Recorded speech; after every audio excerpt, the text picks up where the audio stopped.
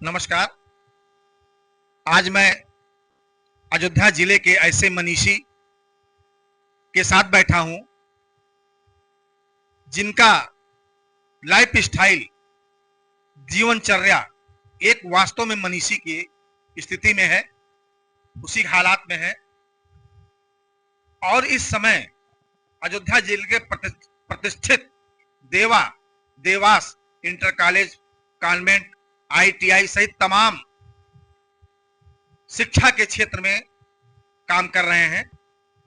और देवा जो उसरू अमौना के पास है, देवा इंटर कॉलेज का परिसर, आज मैं इस परिसर में मैं आदरणीय संस्थापक प्रबंधक महोदय जी, साथी उपाध्याय जी से मुलाकात हुई और मैंने इनसे जाना कि आखिर आपके दिमाग में इस कदर शिक्षा के लिए जुनून आया कैसे।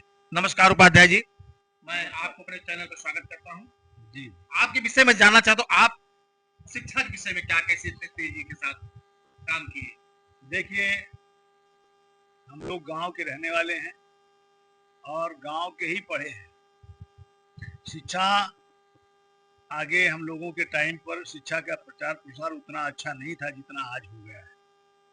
तो हमारे मन में ऐसा विचार आया, हमने 79 में ग्रेजुएशन कंप्लीट किया था और उसके बाद में हमने अभाव को देखा है, तमाम प्रकार के आर्थिक अभाव, शैक्षिक अभाव को देखा है। तो मेरे मन में एक बात ऐसी आई थी कि शिक्षा के क्षेत्र में कुछ काम किया जाए और हमने 92 में एक शिक्षा से संबंधित विद्यालयों के जो फर्नीचर होते हैं, मेज होता है, कुर्सी होती है, अलमारी वगैरह होती है, ये सब बनाने का मैंने काम किया, एक व्यापार शुरू किया। और मेरा प्रिंसिपल लोगों से, मैनेजर लोगों से उठना बैठना शहर के प्रतिष्ठित स्कूलों में, पूरे जिले में होता था। मेरे मन में एक जिज्ञासा पैदा हुई कि गांव में भी एक स्कूल खोला जाए जिससे गांव के बच्चे हमारे शिक्षा के क्षेत्र में, जो हमारी खास करके बेटियां आगे नहीं जा पाती हैं कक्षा 8 के बाद या कक्षा 5 के बाद, उनको भी शिक्षा देने का कार्य शुरू किया जाए। और संयोग बस ईश्वर की कृपा थी कि मेरे पास जमीन भी थी और सन 2004 में हमने एक संस्था बनाई और संस्था के माध्यम से स्कूल चलाने का काम किया। आज मेरे पास एक स्कूल और भी है, एक संस्थान और भी है और फर्नीचर का भी मेरा कार्य चल रहा है, पेट्रोल पंप का भी बिजनेस है।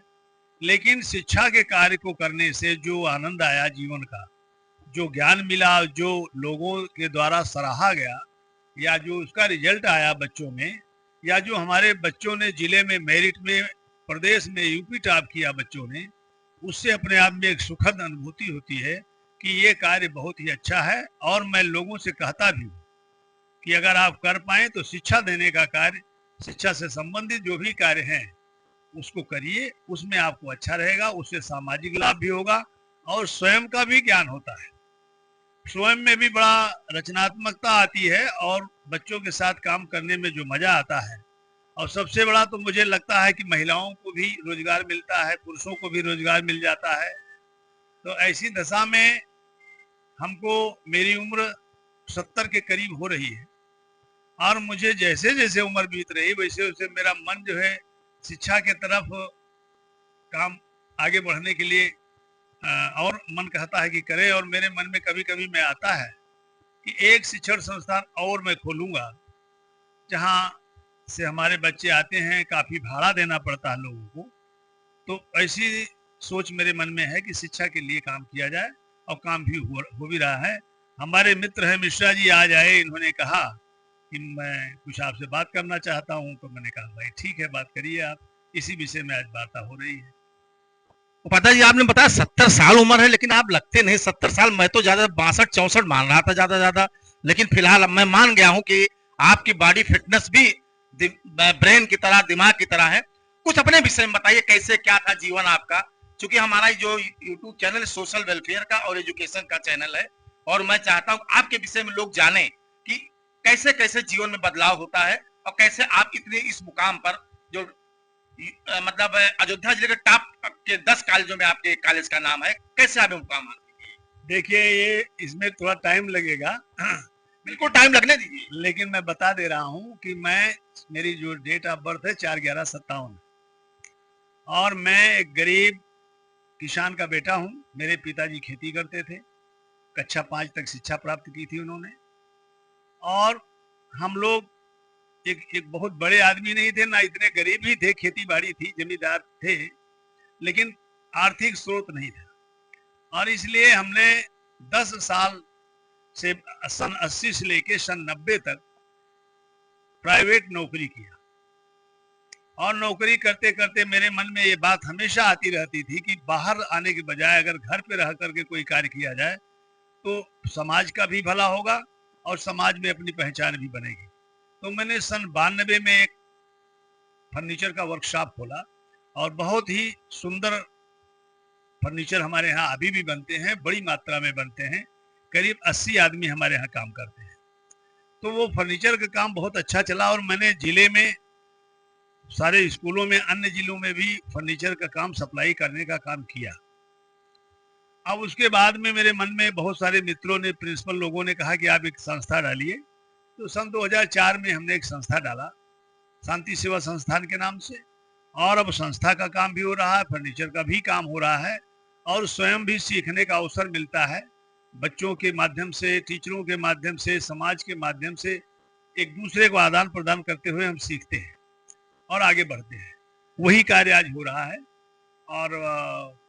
और क्या पूछेंगे आप? पूछे तो बता दें। आपके कॉलेज के लगभग हर साल बच्चे हाई स्कूल, इंटर के यूपी मेरिट में आते हैं।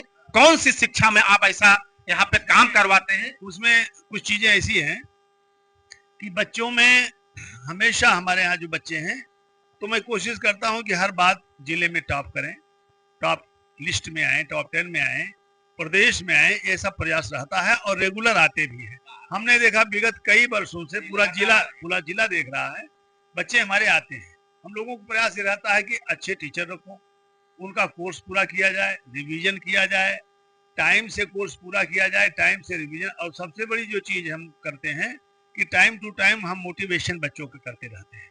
उनको बुला करके, कभी अगर मान लीजिए आज मैथ का टीचर नहीं आया है, तो मैथ के टीचर एक पीरियड में हम उनको मोटिवेशन जाके खुद करते हैं, उनको कोर्स के बारे में पूछते हैं, उनको पढ़ाई के बारे में पूछते हैं, उनको एक लक्ष्य देते हैं, एक संकल्प कराते हैं, और संकल्प से ही सिद्धि होती है। बच्चों के अंदर अगर संकल्प आ जाएगा कि मुझे 90% लाना, मुझे 95 लाना है, मेरिट में आना है, और धीरे धीरे हम उनको मोटिवेट करते रहते हैं, टाइम टू टाइम उनको सारी चीजें उनको प्रोवाइड कराते हैं, तो कहीं न कहीं मुझे लगता है कि बच्चे लोग आगे बढ़ते हैं, और वो कहीं न कहीं एक रिजल्ट में परिवर्तित होता है, संख्या में परिवर्तित होता है। मैं इंग्लिश मीडियम चलाता हूँ स्कूल, और हमारे बच्चे इंग्लिश स्पीकिंग भी हम कराते हैं, और इस बच्चे लोग इंग्लिश स्पीकिंग भी करते हैं, उनका प्रेजेंटेशन भी अच्छा है। बहुत सारी चीजें हैं जिनको बताया नहीं जा सकता, करके ही बताया जा सकता है। और वो अगर किया जाएगा तो रिजल्ट आएगा, और रिजल्ट आ रहा है। और मेरा प्रयास रहता है कि आगे चल करके और डे बाई डे उनमें सुधार किया जाए। जितना आज हमने किया उससे ज्यादा कल करने की जरूरत होती है।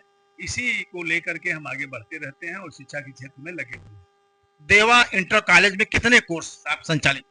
हमारे यहाँ विज्ञान वर्ग चलाते हैं, और मैथ, और जो है बायो, और कुछ नहीं चलाते। एनसीसी भी आपके कैंपस में हमने देखा, एनसीसी कमरे में। हाँ, एनसीसी है, बड़ी उपलब्धि है एनसीसी। हाँ, एनसीसी के बच्चे हमारे पास, एनसीसी की मान्यता प्राप्त है, और स्काउट गाइड है, ये सारी चीजें हैं मेरे पास। ये अपने स्पोर्ट्स के टीचर हैं, बच्चों को खेल कूद के माध्यम से वो आपको आगे बढ़ाने का काम, बहुत सारे माध्यम होते हैं बच्चों को आगे ले जाने के लिए। बराबर प्रैक्टिकल करवाना, प्रैक्टिकल रूम में ले जाना, लाइब्रेरी में ले जाना, ये सारी चीजें हैं, बहुत सारी चीजें हैं। तो वो सारा होता है, और तभी जाके रिजल्ट आता है, तभी संख्या अच्छी है। तो कितने स्टाफ होंगे इस समय? हमारे यहाँ 46 टीचर हैं, 46, बाकी ऑफिस है, बाकी मिला के 100 लोग होंगे इसका। हाँ, 100 लोग होंगे। स्कूल में एक आपका स्कूल देवास चलता है हंटिंगगंज में। हाँ। उसका भी बड़ा अच्छा नाम सुनने में आया है। वहाँ क्या क्या शिक्षा होती है? देवास पब्लिक स्कूल रेवतीगंज में है हमारा। अभी हाई स्कूल की मान्यता हो गई है, इंटर की मान्यता की फाइल लगी हुई है, मुझे लगता है 3-4 महीने में मान्यता हो जानी चाहिए। वहाँ पे हमारे 800 बच्चे हैं, और उसको हमने आईएससी बोर्ड से लिया है, CISE से। तो इंग्लिश मीडियम बोर्ड है, वहाँ भी अच्छी पढ़ाई हो रही है, वहाँ भी स्टाफ है, वहाँ 30 35 अध्यापक हैं और बाकी सारी चीज़ें हैं, गाड़ियां हैं, जो भी चीज़ें हैं सब हो रहा है, वो भी अपने हिसाब से अच्छा चल रहा है। आपके जीवन में उतार चढ़ाव इतने हुए और आप इस मुकाम पर आके बैठ गए हैं, अभी क्या कोई मन कहता है आपका अब ये करना बाकी है 70 साल की उम्र में? हाँ, अभी करना है। अभी एक शिक्षण संस्थान खोलने का मन कहता है कि एक और प्रसार प्रचार शिक्षा के क्षेत्र में थोड़ा सा काम और किया जाए, क्योंकि अभी थोड़ा स्वास्थ्य ठीक है, तो सोचा जाता है कुछ काम और कर लिया जाए। तो बाकी ये समाज में भी हम लोग काम करते रहते हैं। हम लोग पहले राजनीति भी किए, छोटी मोटी, प्रधान वगैरह भी रहे, क्षेत्र पंचायत के सदस्य भी रहे, लेकिन अब यह है कि अब धीरे धीरे उम्र के साथ साथ या काम बढ़ा तो पेट्रोल पंप लिया, ये सारी चीजें हैं। लेकिन अभी भी मैं सोचता हूँ कि कुछ काम किया जाए, आगे काम करने का कुछ ऐसा इच्छा है। क्या रोजगार परक शिक्षा देने के लिए भी कुछ आप सोच रहे हैं? हाँ, रोजगार परक हमारे बहुत बच्चे ITI करते हैं, तो इलेक्ट्रीशियन से या फिटर से तो बहुत सारे बच्चे हमारे मार्केट में इलेक्ट्रीशियन की नौकरियों में गए और बहुत अपना बिजनेस भी कर रहे हैं, बिजली का काम कर रहे हैं, फिटर का काम कर रहे हैं, ये प्लम्बर का काम कर रहे हैं बच्चे हमारे। और वही लोग आके हमारे यहाँ काम करते हैं, पैसा कमा रहे हैं, क्षेत्र में जाते हैं, बताते हैं हम लोग देवा से पढ़े हुए हैं, अच्छा लगता है हम लोगों को, और काम भी कर रहे हैं, परिवार अपना पालन पोषण कर रहे हैं बहुत सारे लोग। अक्सर देखा जाता है कि विद्यालय इस समय एक कमाने का जरिया बन गया है, लेकिन आपके विद्यालय को देखने पर ऐसा तो नहीं लगता है, क्योंकि इतना बड़ा कैंपस है, एक बार में घूमने पर थोड़ा सांस फूल जाती है, क्योंकि परिसर आपका बड़ा है और सारे ब्लॉक अलग अलग है, विभाग अलग अलग है। तो क्या आपके दिमाग में पहले से ये था कि अचानक आपके दिमाग में कुछ ऐसा आया? नहीं, पहले पहले से था मेरे पास। मैं हमेशा स्कूल के जो शिक्षाविद लोगों के पास मैं बैठा करता था और उन्होंने हमको सलाह दी कि आप जो है कर सकते हैं, आपके नेचर में ऐसा कुछ है कि आप कर लेंगे। तो मैंने पहले तो इनकार करते थे कि नहीं, हमको बहुत काम रहता, फर्नीचर में बड़े बड़े ऑर्डर मिल जाते हैं मुझे, लेकिन बाद में हमने काम किया तो अच्छा लगा और अब अच्छा लग रहा है काम करते हुए। परिवार में मेरे बेटे हैं, अजय उपाध्याय हैं, या छोटा बेटा जो है अमन उपाध्याय है, ये दोनों लोग बराबर सहयोग कर रहे हैं और ये आगे चल के इन्हीं लोगों को काम करना है।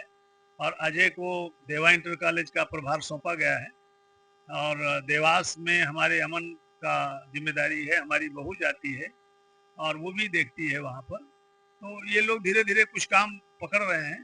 बाकी अभी तो मैं भी कर रहा हूँ, सबके साथ मिल करके। ये यूनिट का काम होता है, अकेले का काम नहीं होता। पूरा staff, principal, coordinator, academic incharge सब मिल के काम करते हैं, तब जाके काम हो पाता है। उसमें आपका भी सहयोग बड़ा अपेक्षित रहता है, क्योंकि मीडिया का रोल बहुत अहम है। हम लोगों के जो भी कार्यक्रम होते हैं तो आप सबके माध्यम से, मीडिया के माध्यम से, पेपर के माध्यम से वो समाज में जाते हैं, एक मैसेज जाता है, तो हम लोग मीडिया से भी लोगों से जुड़े रहते हैं और उन लोगों की बड़ी मदद रहती है। नया कॉलेज जो आप खोलने को सोच रहे, कहाँ, देहात क्षेत्र में खोलेंगे, शहर? नहीं, हम देहात में ही खोलेंगे। शहर में तो बहुत कॉलेज हैं और शहर में बड़े बड़े लोग, पैसे वाले लोग खोलते हैं, तो पूंजी के साथ खोलते हैं। तो आपके पास पैसा कम है, हम लोगों के पास उतना पैसा नहीं है। और पैसा लोग बताते हैं देवा के प्रबंधक जी जो चाहते वो हो जाता है। अरे नहीं, चाहने से के भगवान की कृपा से होता है, भगवान की इच्छा से होता है। हम लोग भगवान को मानने वाले लोग हैं, सब भगवान कराते हैं, आदमी निमित्त मात्र है। खैर वो तो विषय लंबा हो जाएगा, लेकिन यह है कि हम ग्रामीण क्षेत्र में खोलेंगे और जहाँ पर स्कूल नहीं होंगे वहाँ पे खोलने की सोच रहे हैं कि वहाँ पे एक संस्था खोलेंगे जहाँ लड़कियों को शिक्षा मिल सके, वहाँ पे खोलेंगे। आखिरी प्रश्न है उपाध्याय जी कि अब आप बच्चों को, बच्चियों को और जो नए स्कूल खोल रहे हैं या जो स्कूल वालों को क्या संदेश देना चाहते हैं? हम स्कूल वालों को संदेश देते हैं कि क्वालिटी पर ध्यान दें और कम फीस में अच्छी शिक्षा दें। हमारा काम व्यापार करने होता, हमारे पास तो इतना बड़ा हमारा फर्नीचर का बिजनेस है, हम उसमें काम कर सकते हैं। हाँ ठीक है, संस्था में खर्चा होता है, हम एक नॉर्मल फीस लेकर के अच्छी शिक्षा देने की कोशिश करें। और सबसे बड़ी जो चीज होती है, हमने जो स्कूलों में देखा है कि मिलनसार होना चाहिए। आपका जो बिहेवियर है वो बच्चों के प्रति, अपने जो आपके स्टाफ हैं उनके प्रति और अभिभावकों के प्रति नरम होना चाहिए। उनकी छोटी छोटी समस्याओं का समाधान करना चाहिए और उनको खुश करने की कोशिश करनी चाहिए।